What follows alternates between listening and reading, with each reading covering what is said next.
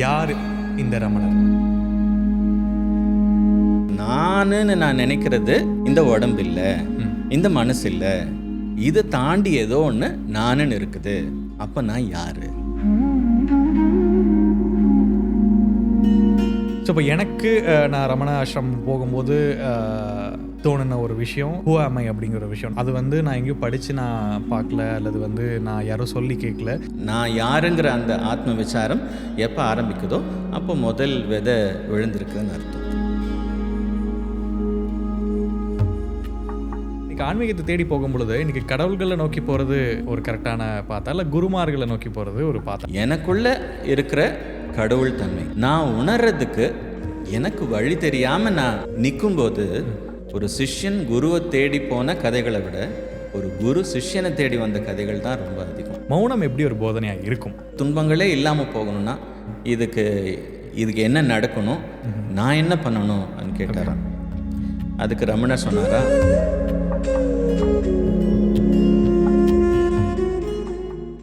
Welcome to connect republic. So நம்மளுடைய பாட்காஸ்ட்டில் பார்த்தீங்கன்னா ஒவ்வொரு டாப்பிக்குமே எனக்கு கிடைச்ச எக்ஸ்பீரியன்ஸஸ் ஆகவும் அல்லது நான் தெரிஞ்சுக்கிட்ட விஷயங்களாகட்டும், எனக்கு கிடைச்ச ஒரு சின்ன நாலேஜை ஷேர் பண்ணுற விதமாக தான் இருக்கும். நான் கடந்த ஒரு 10 வருஷமாக பார்த்தீங்கன்னா ரெகுலராக திருவண்ணாமலை ட்ராவல் பண்ணிகிட்ருக்கேன்.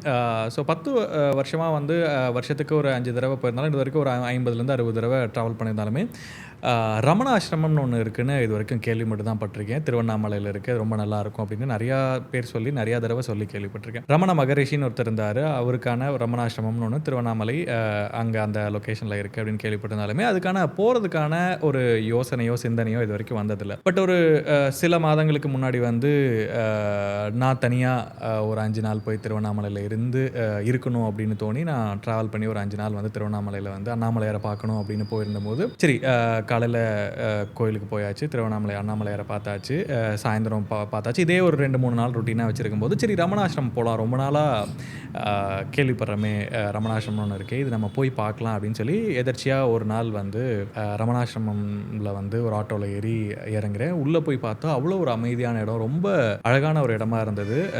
அந்த ஆசிரமக்குள்ளே போனால் நூற்றுக்கணக்கான மக்கள் இருக்காங்க. பட் ஆனால் ஒரு பின் ட்ராப் சைலன்ஸ் இருக்குது. உள்ளே போகவும் பார்த்தீங்கன்னா ரொம்ப ஒரு ஆச்சரியக்குரிய விஷயமா இருந்தது. நம்ம போய் உட்காந்தா ஒரு நம்ம உலகத்தில் நம்ம எங்கே வேணால் போகலாம், எவ்வளவோ கண்ட்ரிஸ் ட்ராவல் பண்ணியிருக்கோம், எவ்வளோ இடங்களுக்கு போயிருக்கோம். பட் ஆனால் அந்த மென்டல் பீஸ், அந்த நம்ம மனசு எவ்வளவோ பேர் சுற்றி இருந்தாலும் ஒரு அமைதி அப்படிங்கிற ஒரு விஷயத்தை அந்த இடத்துல ஃபீல் பண்ண முடிஞ்சுது. ரொம்ப நேரம் அங்கே உட்காந்து தியானம் பண்ணி நமக்கு பெருசாக பழக்கம் இல்லைங்கிறனால ரொம்ப நேரம் உட்காந்து பார்க்குறோம், சுற்றி இருக்கவங்க எல்லாத்தையுமே பார்க்குறோம். இவ்வளவு பேர் எதுக்காக இங்கே அமைதியாக உட்காந்துருக்காங்க அப்படிங்கிற ஒரு யோசனை வர ஆரம்பிக்குது. அது கூடவே பார்த்தீங்கன்னா ஹூ ஆம் ஐ அப்படிங்கிற ஒரு கேள்வி வருது. இதுக்கு முன்னாடி ரமண மகரிஷி யாருன்னு தெரியாது, ரமணாசிரமில் என்ன இருக்குன்னு தெரியாது. பட் ஆனால் அங்கே ஒரு தியானத்தில் உட்காந்துருக்கும் போது ஹூ ஆம் ஐ அப்படிங்கிற ஒரு விஷயம் தோணுது. அப்புறம் என்ன அப்படின்னு யோசிச்சுட்டே மேலே போகும்போது அந்த ஒரு மலைப்பாதை மாதிரி போகுது. மேலே என்ன இருக்குன்னே அப்படின்னு தெரியாமல் நான் பாட்டுக்கு மேலே ஏறி போகிறேன். நமக்கு முன்னாடி 2-3 பேர் கொஞ்சம் முன்னாடி போயிட்டு இருந்தாங்க, நானும் போகிறேன். சரி பக்கமாக ஏதாவது கோயில் இருக்கும் அப்படிங்கிற ஒரு இதில் மேலே ஏறி போகும். ரொம்ப தூரம் நடந்து போகிறோம். ஒரு அரை மணி நேரம் 3/4 மணி நேரம் போகவும் ஒரு சின்ன ஒரு கடை வியாபாரி அங்கே வச்சுருக்காங்க, தண்ணி பாட்டில் அதெல்லாம் வச்சுட்டு உட்காந்துருக்காங்க. நான் அவர்கிட்ட கேட்குறேன், ஆனால் மேலே என்ன இருக்குது அப்படின்னு கேட்கும் பொழுது, மேலே என்ன இருக்குன்னே தெரியாமல் தான் பாதி தூரம் வந்தீங்களா அப்படின்னாரு. மேலே போய் பாருங்க அப்படின்னு சொல்லிட்டு போகிறோம். மேலே போய் பார்க்கவும் ரமணர் வாழ்ந்த அவருடைய வீடு இருந்தது. அதுக்கு மேலே அவர் தியானம் பண்ண ஒரு இடம் இருந்தது. அதெல்லாம் நம்ம பார்த்துட்டு வரும்பொழுது ஒரு இனம் புரியாத ஒரு மென்டல் பீஸ் அப்படிங்கிறது அந்த இடத்துல கிடைச்ச மாதிரி இருந்தது. அப்புறம் இவர் யார் அப்படிங்கிறத பற்றி தெரிஞ்சுக்கும் பொழுது, சரி நான் தெரிஞ்சுக்கிட்ட விஷயம், எனக்கு கிடைச்ச எக்ஸ்பீரியன்ஸ் யாருக்காவது ஒரு மன அமைதியும் மன நிம்மதியும் தேடி வாழ்க்கையில் ஓடிட்டு இருக்க ஒருத்தருக்கு பயன்படுற விதமாக இருக்கட்டும் அப்படிங்கிறதுக்காக தான் இந்த பாட்காஸ்ட் நம்ம பேசுகிறோம். இந்த வீடியோவில் நம்ம கூட யார் இருக்காங்கன்னு பார்த்தீங்கன்னா, ஈஷாவிலேருந்து ஃபுல் டைம் வாலண்டியராக இருக்கக்கூடிய மிஸ்டர் ரமேஷ் அவர் இருக்காங்க. அவர்கிட்ட ரமணர் யார், ரமணாசிரமமில் என்ன மாதிரி விஷயங்கள் இருக்குது, நீங்கள் ஒரு ஸ்பிரிச்சுவல் பாத்தை தேடுறீங்க, அல்லது உங்களுக்கான ஒரு மென்டல் பீஸ் தேடுறீங்க, அல்லது ஒரு நீங்கள் யார் அப்படிங்கிற ஒரு கேள்விக்கு பதில் தேடுறீங்க, அல்லது உங்களோட இன்னர் என்லைட்மெண்ட்டுக்கான பாத்தை எங்கேருந்து ஆரம்பிக்கிறதுன்னு தெரியாமல் இருந்தீங்க அப்படின்னா இந்த பாட்காஸ்ட் உங்களுக்கு ஒரு ஆரம்ப புள்ளியாக இருக்கும். வணக்கம் சார். நமஸ்காரம். ஸோ இந்த வீடியோவோட டாபிக் யார் இந்த ரமணர். ஸோ ரமணர் யார் அப்படிங்கிற ஒரு கேள்வி வந்து நான் தேட ஆரம்பிக்கும் பொழுது எனக்கு நிறையா விஷயங்கள் ஆன்லைனில் கிடச்சிது. நான் அங்கேயுமே வந்து நிறையா விஷயங்களை படித்து தெரிஞ்சுக்கிட்டேன். ஒரு இன்னர் என்லைட்மெண்ட்டை தேடி ஒருத்தங்க ஆரம்பிக்கிறாங்க, அவங்க வந்து ஸ்பிரிச்சுவல் பாத்தை தேடுறாங்க அப்படிங்கும் பொழுது அவங்க ஸ்டார்ட் பண்ண வேண்டிய ஒரு விஷயமா வந்து எனக்கு கிடைச்ச ஒரு பாத்தை வந்து நான் அவங்களுக்கு ஷேர் பண்ணணும்னு நினைக்கிறேன். ரமண மகரிஷிங்கிறவர் யார், அவரோட ஸ்டோரி பற்றி நான் தெரிஞ்சுக்கணும்னு நினைக்கிறேன். ஸோ ரமணருங்கிறவர் நிச்சயமாக நம்மள மாதிரி ஒரு சாதாரணமான மனிதர் தான், அதில் ஒன்றும் சந்தேகம் இல்லை. ஸோ அவர் 19ஆம் நூற்றாண்டில் வாழ்ந்திருக்காரு. 1879 விருதுநகர் பக்கத்தில் திருச்சுழிங்கிற ஒரு கிராமத்தில் அங்கே வந்து பிறந்து வளர்ந்துருக்கார். இயல்பாகவே குருமார்களாக பின்னால் வந்தவங்க எல்லாமே சின்ன சின்ன குழந்தையாக இருக்கும்போது விளையாட்டுத்தனமாக படிப்பை விட விளையாட்டில் சுட்டித்தனத்தில் ரொம்ப ஆர்வம் இருக்கிறவங்களாக தான் இருந்திருப்பாங்க போல இருக்கு. ஸோ ரமணரும் அப்படி தான் இருந்திருக்கார். ஸோ அப்போ வந்து அவர் ரமணராக இல்லை, அவர் பேர் வெங்கட்ராமனாக இருந்திருக்கு. ஸோ அந்த குட்டி பையன் வெங்கட்ராமன் வந்து ஒரு சுட்டி பையனாக இருந்திருக்காரு. அதுக்கப்புறம் ஒரு 16-17 வயசு ஆகிற அந்த சூழ்நிலையில் வரும்போது அவருக்கு இந்த மாதிரி ஒரு கேள்வி வந்துச்சான், செத்து போயிட்டேன்னா என்ன ஆகும், நான் இறந்துட்டேன்னா என்ன ஆகும் அப்படின்னு ஒரு கேள்வி வந்துச்சான். அப்படின்னா மரணம்னா என்ன, மரணம் பற்றி நான் புரிஞ்சுக்கணும் அப்படின்னு சொல்லிட்டு சும்மா தரையில் படுத்துக்கிட்டு அந்த வயசில் ஒரு 16-17 வயசில் மரணம்ங்கிறது என்னன்னு நான் உணர்ந்து பார்க்கணும் அப்படின்னு அவரே ஏதோ ஒரு செல்ஃப் எக்ஸ்பெரிமெண்ட் வந்து பண்ணியிருக்கார். அப்போ நடந்த அந்த அனுபவம் வந்து அவருக்கு என்ன உணர்த்தி இருக்குதுன்னா, அப்போது நான் நினைக்கிறது இந்த உடம்பு இல்லை, இந்த மனசு இல்லை, இதை தாண்டி ஏதோ ஒன்று நானுன்னு இருக்குது, அப்போ நான் யார், இந்த கேள்வி அப்போ அவருக்கு வந்திருக்கு அந்த அனுபவத்தில். அந்த ஒரு கேள்வி எப்போ அவருக்குள்ளே வந்ததோ, இப்போ அந்த கேள்வியை தேடி அதுக்கான பதிலுக்காக தான் அவர் வந்து திருவண்ணாமலையை நோக்கி வந்திருக்கார். திருச்சுழியிலிருந்து திருவண்ணாமலை வந்த வெங்கட்ரமணன் ரமணராக மாறியிருக்கார். ஸோ இப்போ எனக்கு நான் ரமண ஆசிரமம் போகும்போது தோணுன ஒரு விஷயம் ஹூ ஆம் ஐ அப்படிங்கிற ஒரு விஷயம். அது வந்து நான் எங்கேயும் படித்து நான் பார்க்கல, அல்லது வந்து நான் யாரும் சொல்லி கேட்கல. அங்கே போய் உட்காரும் பொழுது எனக்கு செல்ஃப் ரியலைசேஷனாக வந்தது. அதுக்கப்புறம் நான் தேடி அந்த மலைக்கு மேலே ஏறும் பொழுது ஒரு சிலை செஞ்சு வச்சுருக்காங்க, அதில் ஹூ ஆம் ஐன்னு இருக்குது, அது இங்கே வாங்கலாம் அப்படிங்கிற மாதிரி நிறைய சிலைகள் வச்சுக்கும்போது அந்த சிலை மட்டும் தெரியுது. இப்படி தான் வந்து இந்த ஹூ ஆம் ஐங்கிற ஒரு விஷயத்தை வந்து நான் அதுக்கப்புறம் தான் பார்க்குறேன், எனக்கு தோணுது அதுக்கப்புறம் பார்க்குறேன். ஸோ அப்போ அந்த ஹூ ஆம் ஐ அப்படிங்கிற விஷயத்தை தேடி தான் அப்படிங்கிற ஒரு யோசனையில் தான் மலை மேலே ஏறி நம்ம அந்த விருப்பாட்சி கோகைக்கு போயிட்டு அங்கே இதெல்லாமே பார்த்துட்டு வரோம், திரும்பியும் இறங்கி வரும். அப்போ இந்த கேள்வி, அப்போ அந்த ஹூ ஆம் ஐ நான் யார் அப்படிங்கிற ஒரு கேள்வி வந்து ஒவ்வொரு மனுஷனுடைய வாழ்க்கையில் எந்த அளவுக்கு ஒரு மாற்றத்தையும் அது ஒரு முக்கியமான ஒரு கேள்வியாக இருக்குது அப்படிங்கிறத பற்றி தெரிஞ்சு. டெஃபினெட்லி. இப்போ பாருங்கள், நீங்கள் அந்த இது வரைக்கும் உங்களுக்கு லைஃப்பில் அந்த மாதிரி ஒரு கொஷின் வந்ததில்லை. பட் அந்த இடத்துக்கு போய் அந்த சூழ்நிலையில் இருக்கும்போது நீங்கள் அதை போய் எங்கேயும் இன்டென்ஷனலாக பார்க்கல, ஆனால் அந்த கேள்வி உங்களுக்கு தானாகவே வந்திருக்கு. So this is what the importance of அக்ஷேத்ரான்னு சொல்லுவாங்க. ஒரு ஸ்தலம், ஒரு முக்கியமான ஒரு சக்தி வாய்ந்த ஒரு இடத்துக்கு நம்ம போகும்போது, அந்த சூழ்நிலையில் நம்ம இருக்கும்போது நமக்குள்ளே என்ன நடக்கும் அப்படிங்கிறதுக்கான ரொம்ப கிளியர் எக்ஸாம்பிள் தான் நீங்கள் சொன்ன உங்களோட ஸ்டேட்மெண்ட் இது. திருவண்ணாமலைங்கிறது எதுக்காக, திருவண்ணாமலையோட முக்கியத்துவம் என்ன அப்படின்னா, நீங்கள் பஞ்சபூத ஸ்தலங்கள் பற்றி கேள்விப்பட்டிருக்கீங்களா? ஸோ நம்ம உடம்புங்கிறது பஞ்சபூதங்களால் ஆனது தான். நிலம், நீர், நெருப்பு, காற்று, ஆகாயம், இந்த பஞ்சபூதங்களால் ஆனது தான். ஸோ இந்த பஞ்சபூதங்களையும் சுத்திகரிக்கிறதுக்காக நம்ம வந்து நல்ல விதமாக வச்சுக்கிறதுக்காகவே நமக்கு 5 ஸ்தலங்களை உருவாக்கியிருக்கிறாங்க. ஸோ இந்த 5 ஸ்தலங்களில் இருக்கக்கூடிய அந்த சக்தி, நீங்கள் அந்த இடத்துல போய் அந்த சூழ்நிலையில் இருந்தீங்கன்னா உங்களுக்குள்ள அந்த பர்டிகுலர் எலிமெண்ட் உங்களுக்குள்ள தூய்மைப்படுற விதமாக உருவாக்கி கொடுத்துருக்காங்க. ஸோ நம்ம கலாச்சாரத்தோட முக்கியத்துவமே இதுதான். ஸோ இந்த கோவில்ங்கிறதெல்லாம் உருவாக்கப்பட்டது இது ஒரு நம்பிக்கை முறைக்காக இல்லை, நம்ம ப்ரேயர் பண்ணுறதுக்காக இல்லை, இது எல்லாமே ஒரு ஆழமான விஞ்ஞானம். ஸோ அந்த இடத்துல அந்த விஞ்ஞானத்தை நமக்கு பயன்படுத்திக்க நமக்கு தெரிஞ்சால் போதும். ஸோ அந்த இடத்துல போய் அந்த சூழ்நிலையில் இருந்தோம்னா அந்த மாற்றம் நமக்குள்ளே தானாக நடக்கும். ஸோ அந்த விதத்தில் திருவண்ணாமலைங்கிறது வந்து அக்னிஸ்தலம், இது வந்து நெருப்புக்கான ஸ்தலம் அது. ஸோ நீங்கள் திருவண்ணாமலை கோவிலுக்குள்ளேயே போனீங்கன்னா அங்கே வந்து ஒரு எக்ஸ்ட்ரா லைட் கூட எரியாது, முழுக்க விளக்குனாலேயே சுவாமியை சுற்றி அலங்காரம் பண்ணியிருப்பாங்க. And it will be very powerful, very vibrant, it will be very powerful. So அந்த ஒரு அக்னி தான் ரமணரை வந்து திருச்சொழிலிருந்து இங்கே இழுத்து வந்திருக்குன்னு நினைக்கிறேன். ரமணர் வந்து அந்த கோவில் இருக்கிற பாதாளலிங்க ஈஸ்வரர் அந்த இடத்துல உட்காந்து தியானம் பண்ணியிருக்காரு. தென் திருவண்ணாமலை மலை மேலே இருக்கக்கூடிய விருப்பக்ஷ கேவில் உட்காந்து தியானம் செய்திருக்காரு. திருவண்ணாமலை மலையை பற்றி என்ன சொல்லுவாங்கன்னா, அந்த ஊரில் இருக்கிறவங்க அந்த மலையே லிங்கமாக பார்க்குறாங்க. ஸோ அது வந்து சும்மா தேவையில்லாமல் யாரோ ஒருத்தர் மலையேற மாதிரி ட்ரெக்கிங் போகிற மாதிரியெல்லாம் கூட வச்சுக்க மாட்டாங்க. அந்த மலையவே வந்து லிங்கமாக, அந்த மலையே கோவிலாக சுவாமியாக பார்க்குறாங்க. ஸோ அவ்வளோ உயர்வான ஒரு ஸ்தலம்.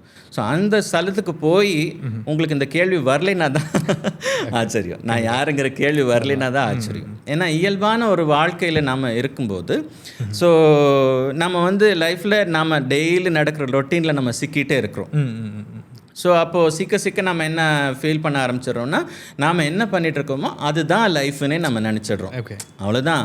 ஸோ இந்த மாதிரி ஒரு க்ஷேத்திரத்துக்கு, இந்த மாதிரி ஒரு சக்தி வாய்ந்த சூழ்நிலைக்குள்ளே நீங்கள் போகும்போது கொஞ்சம் அந்த ஸ்ட்ரக்சர் பிரேக் ஆகுது.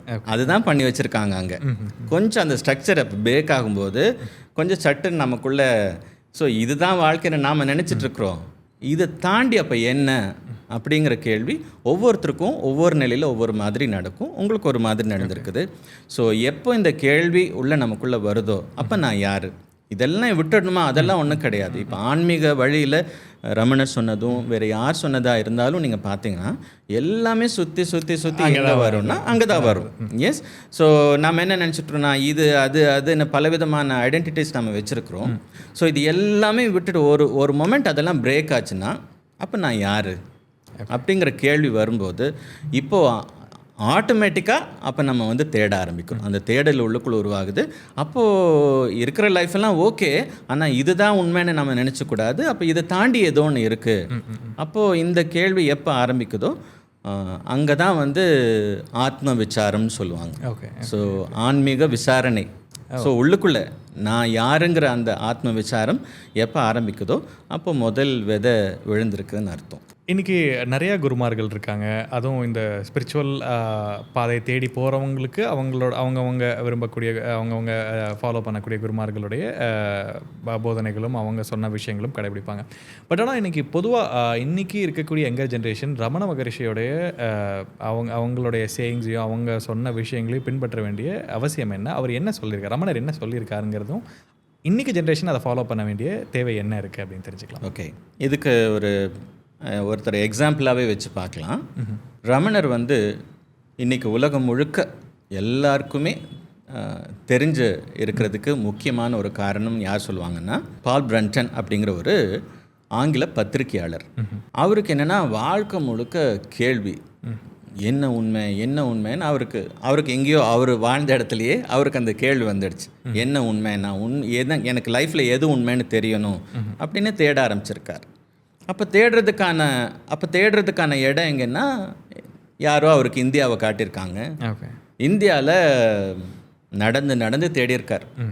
நாடு முழுக்க பல குருமார்கள், சாமியார்கள், யோகிகள், முனிவர்கள்னு அவருக்கு கண்ணில் பட்டவங்கெல்லாம் அவருக்கு யாரெல்லாம் தெரிஞ்சாங்களோ அவங்கக்கிட்டெல்லாம் போய் எல்லார்கிட்டையும் இந்த கேள்வி கேட்டிருக்கார். எது உண்மை, நான் என்ன பண்ணணும் வாழ்க்கையில் உண்மை உணர்றதுக்கு, இது எல்லாமே கேட்டிருக்காங்க. ஆனால் யார் சொன்ன பதிலுமே அவருக்கு வந்து கன்வின்சிங்காக இல்லை.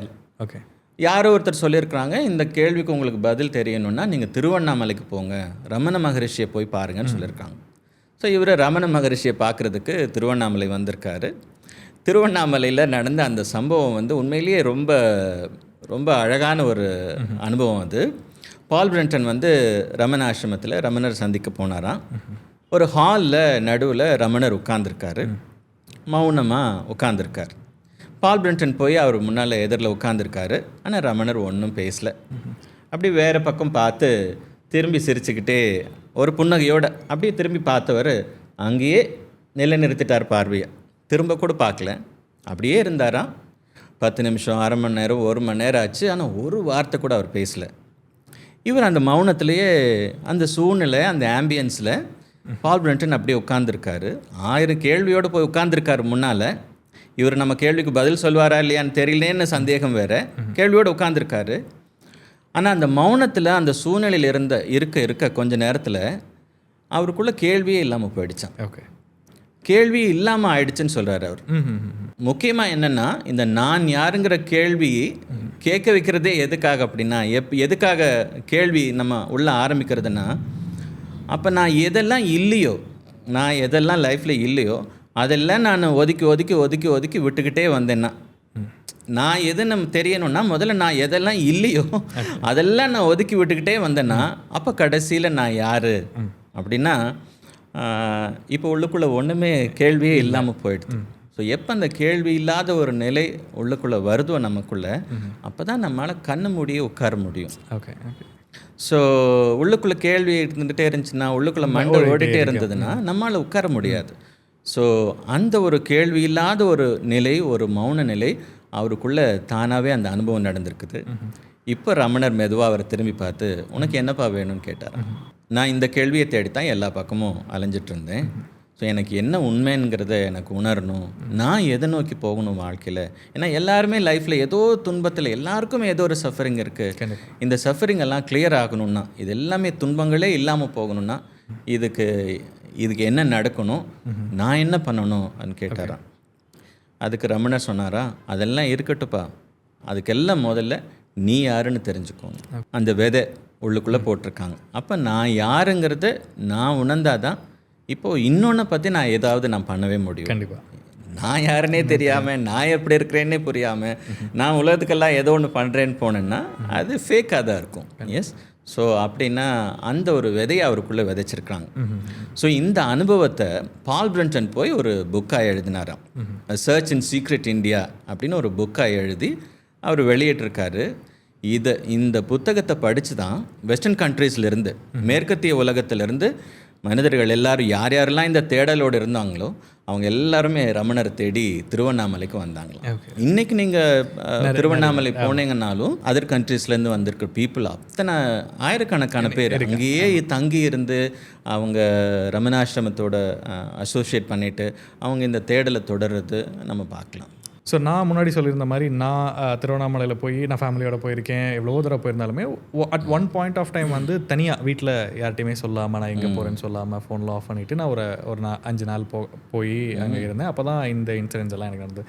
அதுக்கான மேஜர் ரீசனாக நான் பார்த்தது வந்து பார்த்தீங்கன்னா, ரொம்ப ஸ்ட்ரெஸ்டாக இருந்தது. லைக் லைஃப்பில் நம்ம என்ன பண்ணுறோன்னு தெரியல, நம்ம போகிற பாத் கரெக்டு தானா, எவ்வளோ விஷயங்கள் தாண்டி வந்திருக்கும். பட் ஆனால் ஆல் ஆஃப் அ சடன் எல்லாத்தையுமே ஒரு நேரம் நிறுத்தி, இவ்வளோ ஸ்ட்ரெஸ்டாக இருக்கே, யாருக்காக இதை பண்ணுறோம், இது ரொம்ப ஒரு நாள் ஹேண்டில் பண்ண முடியல அப்படிங்கிற ஒரு சூழ்நிலையில் நான் போகிறேன். அப்போ தான் எனக்கு இந்த விஷயங்கள்லாம் நடக்குது. இன்றைக்கி இந்த ஸ்ட்ரெஸ் அப்படிங்கிற ஒரு விஷயம் எங்கள் ஜென்ரேஷனுக்கு பை நேச்சுரலாகவே அது வந்து ஸ்கூல் படிக்கிற பசங்களும் சொல்கிறாங்க, எனக்கு கார்ப்பரேட்டில் ஒர்க் பண்ணுறவங்களும் சொல்கிறாங்க, ஏன் இன்றைக்கி இன்ஃபேக்ட் வயசானவங்க கூட அந்த டேர்மை வந்து சொல்ல ஆரம்பிக்கிறாங்க. அப்படி ஒரு ஸ்ட்ரெஸ்ஃபுல்லான லைஃப்பில் இருக்கவங்களுக்கு ரமண மகரிஷியோட போதனைகளாகட்டும், அவருடைய வழியை பின்பற்றும் போது என்ன மாதிரி விஷயங்களை அவங்க எக்ஸ்பீரியன்ஸ் பண்ண முடியும்? ஸோ மனசில் வந்து நமக்கு நம்மளோட சாய்ஸே, நமக்கு அழுத்தம் வேணுமா இல்லை நம்ம ஹாப்பியாக இருக்கணுமா? ஹாப்பியாக இருக்கணும். ஹாப்பியாக இருக்கணும். ஸோ நீங்கள் ஸ்ட்ரெஸ்ஃபுல்லாக இருக்க வரைக்கும், ஸோ லைஃப்பில் நீங்கள் எது செஞ்சாலும் அப்போ உங்கள் ஸ்ட்ரெஸ்ஸு தானே அதுலேயும் எக்ஸ்ப்ரெஸ் ஆகும். எஸ். ஸோ நீங்கள் ஹாப்பியாக, நாம் ஹாப்பியாக இருந்தோம்னா நாம் எப்படி இருக்கிறோமோ அதுதான் நம்ம செய்கிற எந்த விஷயத்துலையும் எக்ஸ்ப்ரெஸ் ஆகும். ஸோ நமக்கு லைஃப்பில் ஹாப்பினஸ் வேணும் அப்படின்னா அப்போ நாம் ஹாப்பியாக இருந்தால் தான் அந்த ஹாப்பினஸ் எல்லாருக்கும் ஸ்ப்ரெட் ஆகும்.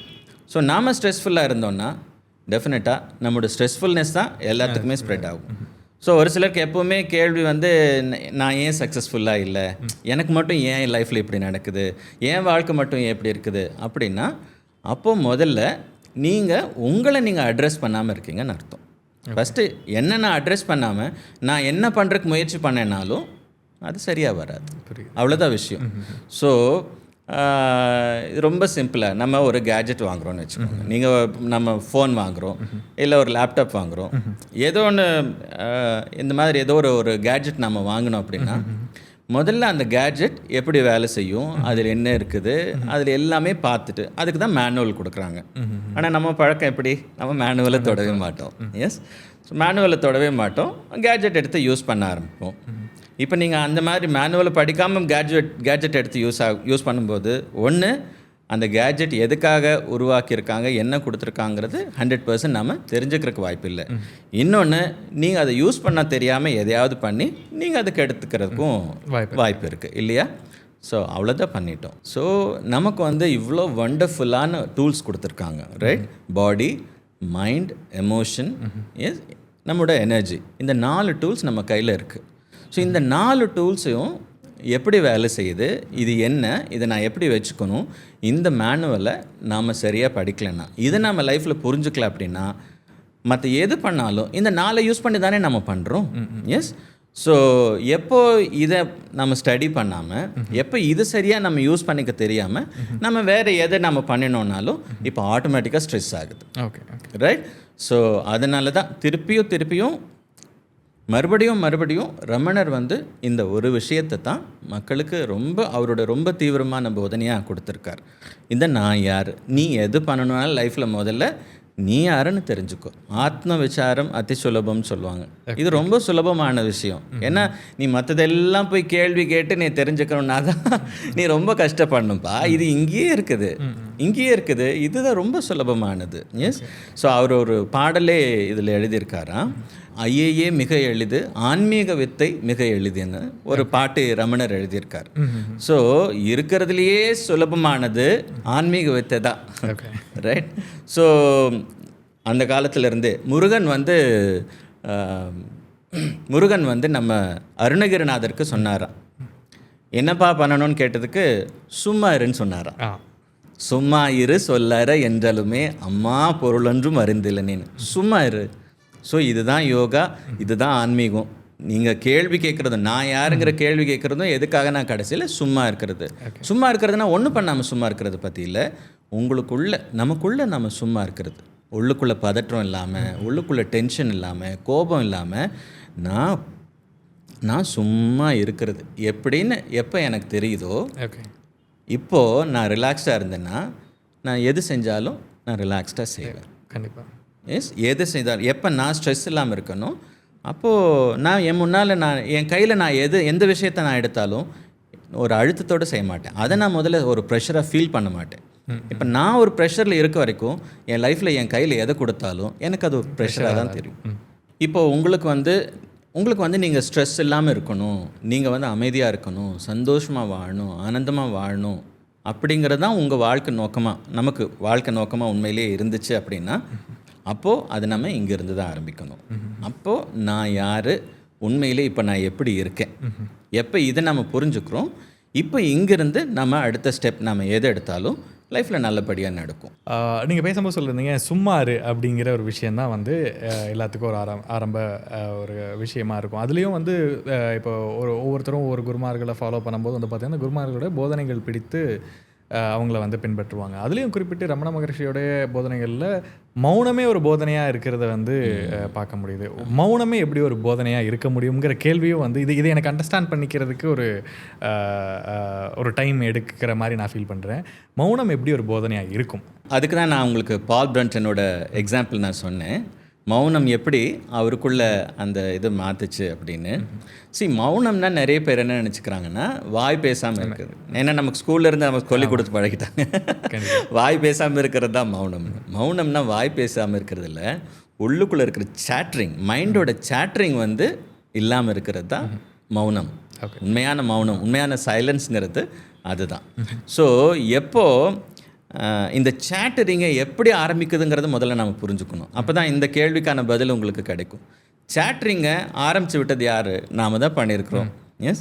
இப்போது ஏதாவது ஒன்று, இப்போ நான் ஏற்கனவே உங்களுக்கு சொன்ன மாதிரி லைஃப்பில் வந்து நம்ம நிறைய ஐடென்டிஃபிகேஷன்ஸ் எடுத்துக்கிட்டோம். கவனித்து பாருங்கள். இப்போ வந்து நீங்கள் now you are a interviewer. நீங்கள் வந்து எனக்கு இன்டர்வியூ பண்ணுறீங்க, நான் வந்து உங்ககிட்ட நான் பேசுகிறேன். இது ஒரு ரோல். இந்த ரோல் ஒரு ஐடென்டிட்டி இல்லை, this is a role. Okay. இந்த இடத்துல நம்ம 2 பேர் உட்காந்து பேசிகிட்டு இருக்கோம். நீங்கள் கேள்வி கேட்குறவர், நான் வந்து பதில் சொல்கிறவர். ஓகே. ஸோ இது வந்து இந்த இடத்துக்கு மட்டும்தான். இந்த ரூமை விட்டு வெளியில் போயிட்டா நீங்கள் கேள்வி கேட்குறவரும் இல்லை, நான் பதில் சொல்கிறவனும் இல்லை. அந்த சுச்சுவேஷனில் நீங்கள் ஆஃபீஸில் 4 பேர் கூட இருக்கும்போது now you are a boss. Okay. அவங்க உங்கள் கூட இருக்கும்போது தேர் யுவர் எம்ப்ளாயீஸ். அது ஆஃபீஸில் இருக்க வரைக்கும் தான். நீங்கள் வீட்டுக்கு போயிட்டீங்கன்னா you are not a boss. Okay. அங்கே போனால் யார் பாஸுங்கிறது உங்களுக்கு தெரியும். எஸ். ஸோ அங்கே நீங்கள் உங்கள் மனைவி கூட இருக்கும்போது அப்போ நீங்கள் you are taking a role called husband. அதே இடத்துல அடுத்த செகண்டே உங்கள் குழந்தை உங்கள் பக்கத்தில் வந்தாங்கன்னா இப்போ உங்கள் ரோல் என்ன ஆகுது? அப்பாவா ஆகிடுது. எஸ். ஸோ லைஃப்பில் நம்ம நிறைய ரோல் எடுக்கிறோம். ஆனால் பிரச்சனை என்னென்னா, நாம் எடுக்கிற ரோல் கூட நாம் ஒரு ஐடென்டிட்டி க்ரியேட் பண்ணிக்கிறோம், ஒரு அடையாளத்தை உருவாக்கிக்கிறோம். இந்த அடையாளத்தை உருவாக்கிக்கும் போது என்ன ஆகிறோம், நம்ம ஆஃபீஸ்லேருந்து வீட்டுக்கு போய் முடிச்சுட்டு திரும்பி வரும்போது, அங்கே போகும்போது சினிமா தியேட்டருக்கு போனாலும் வெளியில் போனாலும் எங்கே போனாலும் நீங்கள் பாஸாகவே போனோம். எங்கே போனாலும் நம்ம பாஸாகவே போகிறோம். அது எப்படி வேலை செய்யும்? ஸோ எந்த இடத்துல அந்தந்த ரோல் அந்தந்த சுச்சுவேஷனுக்கு தான். ஸோ இந்த ஒரு கிளாரிட்டி நமக்குள்ளே இல்லாதனால, இந்த ஐடென்டிட்டி நம்ம எப்போவுமே நமக்குள்ளே கேரி பண்ணிகிட்டே இருக்கிறனால, இப்போ உள்ளுக்குள்ளே வந்து மனசில் வந்து எங்கே போனாலும் அந்த ப்ரெஷரை வந்து நம்ம ஃபீல் பண்ணிகிட்டே இருக்கோம். எங்கே போனாலும் அந்த சேட்டரிங் வந்து நமக்கு அடங்குறதே இல்லை. ஸோ அதுக்கு தான் சொன்னார், இப்போ நான் யாருன்னு கேள்வி கேட்குறதுன்னா என்ன அர்த்தம்? அப்போ நான் யாருன்னு நீங்கள் கேள்வி கேட்குறதுன்னா, இப்போ நான் எதெல்லாம் இல்லையோ அதெல்லாம் முதல்ல நீங்கள் விளக்கி விடுறது, ரைட்? ஸோ ஒரு சுச்சுவேஷனில் தான் நீங்கள் பாஸ், ஒரு சுச்சுவேஷனில் தான் நீங்கள் கணவர், ஒரு சுச்சுவேஷனில் தான் நீங்கள் வந்து அப்பா. அப்போ அதெல்லாம் ஒரு ஐடென்டிட்டி, அதெல்லாம் ஒரு ரோல் நீங்கள் எடுத்தது, நீங்கள் ஐடென்டிஃபை பண்ணிட்டீங்க. அப்போ அதுவே நீங்களா அப்படின்னா இல்லை. அப்போ அது இல்லை, நான் இது இல்லை, இது இல்லை, இது இல்லை, இது இல்லைன்னு நீங்கள் ஒவ்வொரு ஐடென்டிட்டியாக தள்ளி எதெல்லாம் பொய்யோ எதெல்லாம் உண்மை இல்லையோ அதெல்லாம் தள்ளி தள்ளி தள்ளி தள்ளி விட்டா கடைசியில் நீங்கள் எங்கே போய் நிற்கிறீங்க? மௌனம் அப்படிங்கிற ஒரு மௌனம் தானாக நடந்துடும், அவ்வளோதான். அதுக்கு அதை தாண்டி வேறு வாய்ப்பே இல்லை. எஸ். ஸோ இப்போ உங்களுக்கு புரிஞ்சிருக்கும் ரமணரோட அவர் எவ்வளோ பெரிய ரகசியத்தை வந்து நமக்கு 2 வார்த்தையில் நமக்கு கொடுத்துருக்காருன்னு. கேள்வி கேட்டு கேட்டு கேட்டு எதெல்லாம் நான் இல்லையோ அதையெல்லாம் ஒதுக்க கடைசியாக போய் நீங்கள் அந்த மௌனத்தில் தானாக நிற்பீங்க, அவ்வளோதான்.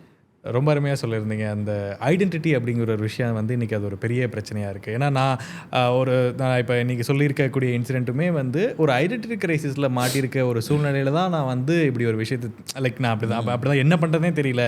நம்ம வந்து நம்ம ஒரு விஷயத்தை வந்து உருவாக்கியிருக்கோம், பட் ஆனால் இது இல்லை, நம்ம வேறு ஏதாவது ஒரு விஷயங்கள் பண்ணணும் அப்படின்னு அந்த ஐடென்டிட்டி தேடி மாறி ஓடும்போது ஐடென்டிட்டி கிரைசிஸ்குள்ளே மாட்டிக்கிட்டோம் அப்படிங்கிற ஒரு விஷயத்தை வந்து நான் அதை புரிஞ்சிக்காத சூழ்நிலையில் தான் நான் திருவண்ணாமலை போய் ஒரு 5 நாள் இருக்க வேண்டிய சூழ்நிலை ஏற்படுது. அதை வந்து இப்போ தான் என்னால் ரிலேட் பண்ணிக்க முடியுது இங்கே பேசும்போது.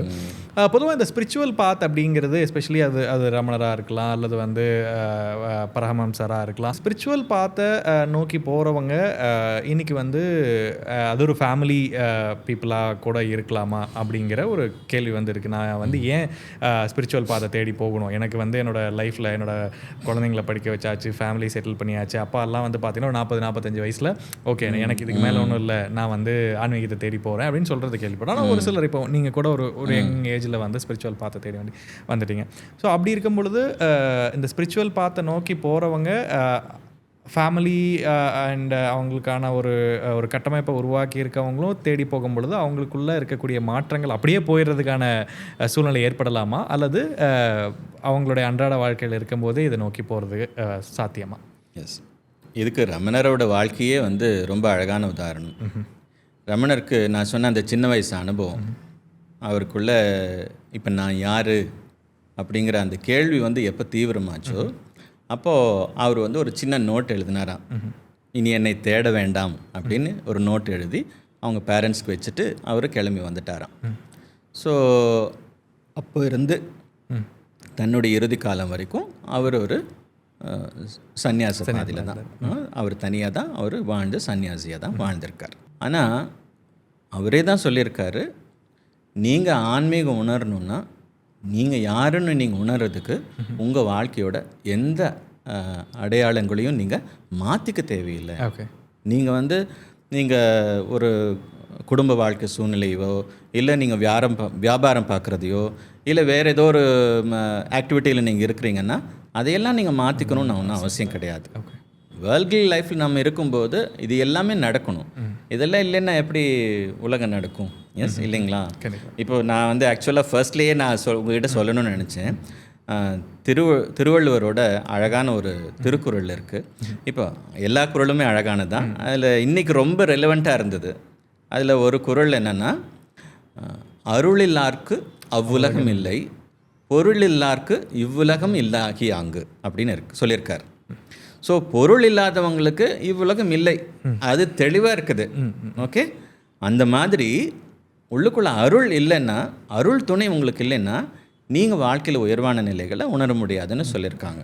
ஸோ அதனால் ஆன்மீகங்கிறது பிஸ்னஸ்க்கு எதிரான விஷயம், குடும்பத்துக்கு எதிரான விஷயம், உங்களோட இயல்பான வாழ்க்கை முறைக்கு எதிரான விஷயம், அந்த மாதிரிலாம் எதுவும் கிடையாது. இது அவங்களோட தீவிரத்தை பொறுத்து. ஓகே. ஸோ நீங்கள் ஆன்மீகம் உணர்றதுக்காக நீங்கள் எதையுமே விட்டுட்டு நீங்கள் வரணும் அப்படியெல்லாம் ஒன்றும் கிடையாது. அந்த மாதிரி பாதையை தேர்ந்தெடுக்கிறவங்க அது அவங்களோட தீவிரத்தை பொறுத்து. ரமணருக்கு உள்ளுக்குள்ள கேள்வி வந்துடுச்சு, நான் யார், இதை நான் உணரணும், அவ்வளோதான் எனக்கு வாழ்க்கை, இதை தவிர்த்து எனக்கு லைஃப்பில் வேறு என்னமே வேண்டாம், எனக்கு இது மட்டும்தான் வேணும்னு எப்போ அவருக்குள்ளே ஒரு தீவிரம் வந்துடுச்சோ, இப்போ அவர் ஒருத்தர் தான் மற்ற எல்லாத்தையுமே விட்டுட்டு அந்த பாதையில் அவர் போனார். ஸோ இப்போ உங்களுக்கு அந்த மாதிரி ஒரு தீவிரம் வந்துருச்சுன்னா இப்போ நீங்கள் உலகத்தில் யார் சொன்னாலும் நீங்கள் கேட்க மாட்டீங்க. கௌதம புத்தா அவர் சித்தார்த்தனாக இருக்க வரைக்கும் அவர் வாழ்க்கையோட எல்லா இன்பங்களையும் பார்த்தவர் தான். கல்யாணமாகி ஃபேமிலியில் ராஜ்யத்தில் இளவரசனாக இருந்து எல்லாமே பார்த்தவங்க தான். ஆனால் எப்போ அவருக்குள்ளே அந்த பார்த்த சில சம்பவங்களை பார்த்தப்போ எப்போ அவருக்குள்ளே ஒரு மாற்றம் வந்ததோ, அந்த தேடல் உள்ளுக்குள்ளே வந்ததோ, அதுக்கப்புறம் அவர் எனக்கு இது மட்டும்தான் முக்கியம்னு நிர்ணயித்து அவர் போனாங்க. ஸோ அது இன்னொரு விதமான ஒரு தீவிரம். ஸோ அந்த மாதிரி ஒரு தீவிரத்துக்கு நீங்கள் போயிட்டீங்க அப்படின்னா அதுக்கப்புறம் யார் சொல்லியும் அந்த மனிதன் கேட்க போகிறது இல்லை. ஆனால் எல்லாருமே அப்படி ஆகிடணுமா? அப்படி எந்த அவசியமும் இல்லை. தீவிரத்தோட உச்சத்துக்கு நீங்கள் ஏதோ ஒரு நாள், அது எத்தனை ஜென்மம் கழிச்சு நமக்கு நடக்க போகுதோ, இப்போவே நடக்கலாம், இல்லை எப்போவே கூட நடக்கலாம். அப்போ வந்துருச்சுன்னா அப்போ நீங்களோ நானோ யார் சொன்னதே கேட்க மாட்டேன், அதுக்கு போய்க்குவாங்க. பட் அப்படி எல்லாருமே அப்படி தான் ஆயிக்கணும்னு ஒன்றும் இது கிடையாது, அவசியம் கிடையாது. நாம் இயல்பான வாழ்க்கை சூழ்நிலையில் இருந்தே ஆன்மீக தேடலை நம்ம தொடர்றதுக்கான, நம்ம வாழ்க்கையை நல்லபடியாக வாழ்ந்துட்டே நம்முடைய ஆன்மீக தேடல் தொடர்றதுக்கான தேவையான டெக்னாலஜி, தேவையான கருவிகள் எல்லாமே இன்றைக்கி குருமார்கள் உருவாக்கி கொடுத்துருக்குறாங்க. ஓகே. ஒரு சின்ன லைக் ஒரு 16லேருந்து ஒரு 20 வயசில் இருக்கவங்க இந்த வீடியோ பார்க்குறாங்க அப்படின்னா, ஓகே ஆன்மீக தேடலில் நான் ஈடுபடணும்னு நினைக்கிறேன் அப்படிங்கும்போது இந்த இடத்துல ஒரு கேள்வி வருது. இந்த கேள்வி எனக்கும் இருந்தது. அது ரொம்ப நாளுக்கு ஒரு 30-35 வயசுங்கும்போது தான் நமக்கு ஒரு ரியலைசேஷனுக்கு வருது. அந்த கேள்வி என்னென்னா, இன்றைக்கி ஆன்மீகத்தை தேடி போகும்பொழுது இன்றைக்கி கடவுள்களை நோக்கி போகிறது ஒரு கரெக்டான பாத்தா, இல்லை குருமார்களை நோக்கி போகிறது ஒரு பாத்தா, இது ரெண்டில் எதை இது சூஸ் பண்ணுறது அப்படிங்கிறத தாண்டி லைக் ஏன் ஒரு குரு வேணும்? எனக்கு கடவுள்கள் இந்த மதத்தில் நிறைய கடவுள்கள் இருக்காங்க, முருகனை எனக்கு பிடிக்கும், சிவனை எனக்கு பிடிக்கும் அப்படிங்கிறது ஒரு பக்கம் இருந்தாலும் இன்றைக்கி ஒரு குருமார்களை எதனால் பின்பற்றணும் அப்படிங்கிற அதோடைய முக்கியத்துவத்தை தெரிஞ்சுக்கணும்னு நினைக்கிறேன். கடவுள் அப்படிங்கிற வார்த்தையை நீங்கள் கவனித்து பார்த்தீங்கனாலே அதுலேயே அர்த்தம் இருக்குது. கடவுள்னா உள் அப்படின்னா எப்போ எதெல்லாம் உண்மை இல்லையோ அதெல்லாம் கடந்து நீங்கள் உள்ளே போனீங்கன்னா இப்போ கடவுள். ஸோ கடந்து உள்ளே போயிட்டீங்கன்னா நீங்கள் கடவுள் தானே அப்போ. ஸோ அப்போது எனக்குள்ளே இருக்கிற கடவுள் தன்மை, ஓகே, அந்த கடவுள் தன்மையை நான் உணர்றதுக்கு எனக்கு வழி தெரியாமல் நான் நிற்கும்போது குரு தானாக வராராம். ஓகே. இந்த கலாச்சாரத்தில் கவனித்து பார்த்தீங்கன்னா ஒரு சிஷ்யன் குருவை தேடி போன கதைகளை விட ஒரு குரு சிஷ்யனை தேடி வந்த கதைகள் தான் ரொம்ப அதிகம். ஓகே. ஸோ எப்போ அந்த தீவிரம், நீங்கள் அதுக்கு தான் சொன்னேன் நான், நீங்கள் ஃபேமிலி லைஃப்பில் இருந்தாலும் சரி, நீங்கள் யூஎஸில் இருந்தாலும் சரி, இங்கிலாண்டில் இருந்தாலும் சரி, உலகத்தோட எந்த மூலையில் நீங்கள் இருந்தாலும் சரி, உங்களுக்குள்ள அந்த தேடல் தீவிரமாக வந்துடுச்சுன்னா இப்போ குரு நிகழ்கிறாங்க. தமிழ் அழகாக நிகழ்தல்னு சொல்லுவாங்க இல்லையா, அது நிகழும் தானாக.